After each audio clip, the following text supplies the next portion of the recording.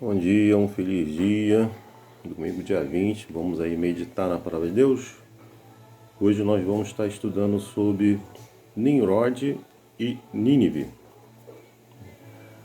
Nós sabemos aí que Nimrod, ele foi fundador de Nínive e de várias outras cidades aí, né? A capital de Nínive era o reino da Síria, isso? Nós sabemos aí que o Éden foi criado aí como um lugar ideal, um lar ideal, né, para os nossos primeiros pais, né? Mas, infelizmente, depois do pecado, né, o pecado entrou no mundo, Deus não teve escolha a não ser, separar aí a humanidade, né, do jardim e da árvore da vida, pelo menos por enquanto, não é isso? Fora do jardim, os seres humanos foram obrigados a trabalhar para garantir aí a sua existência. A vida se tornou difícil, né? Temos que viver com dor, com sofrimento e com suor, né, do nosso rosto, poder conseguir o alimento de cada dia, não é isso? Essas foram as consequências que nós estamos sofrendo até hoje devido ao pecado, né? Devido ao pecado que entrou neste mundo por ocasião da desobediência de nossos primeiros pais, não é isso?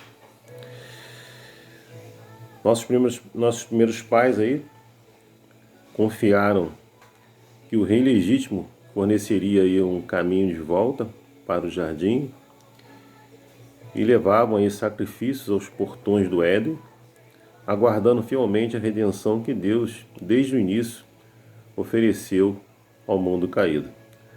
Lá em Patriarcas e Profetas, na página 38, diz que o jardim do Éden permaneceu na terra muito tempo depois que o homem for expulso de seus agradáveis caminhos. Adão e seus filhos iam ali à porta do paraíso para adorar a Deus e ali renovavam seus votos de obediência àquela lei cuja transgressão os havia banido do Éden. Quando a onda da iniquidade se propagou pelo mundo e a impiedade dos homens determinou sua destruição por meio do dilúvio, a mão que plantara o Éden retirou-o da terra, né? No entanto, a restauração final de todas as coisas, quando houver novo céu e nova terra, como diz lá em Apocalipse 21, verso 1, ele será o que? Restabelecido, mais gloriosamente adornado do que o princípio. É isso? Nós vemos que alguns procuraram aí soluções humanas para esses problemas. Então surgiram aí cidades-estados, uma tentativa de tornar a vida aí mais fácil e talvez conquistar aí o que havia sido perdido no Éden. Ou seja, tentaram substituir o Jardim do Éden, criando aí cidades-estados para ver se ele substituía aí o Jardim do Éden, não é isso? Nós sabemos que Nínive, né, havia um povo muito hostil e cruel, um dos exércitos aí mais violentos da face da terra, construiu os templos, né, de deuses com as peles humanas arrancadas dos soldados inimigos aprisionados durante a batalha. Os muros eram feitos do crânio humano, não é isso? A cruz era um instrumento de tortura.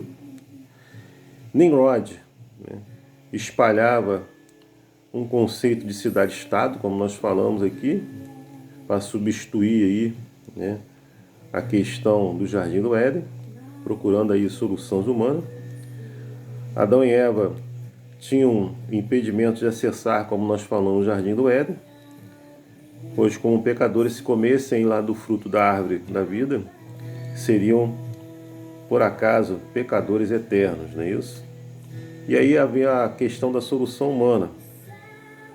Se eles não tinham mais Jardim do Éden, vamos então construir um lugar legal, com as nossas próprias forças.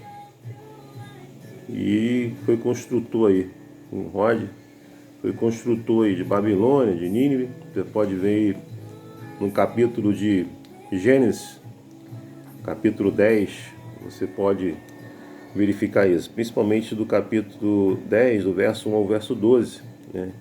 Ele foi construtor de Babilônia, de Nínive, Assíria, precursor da Torre de Babel, né? Construções humanas levantadas aí para substituir eventualmente, né, o jardim de Deus, o jardim do Éden.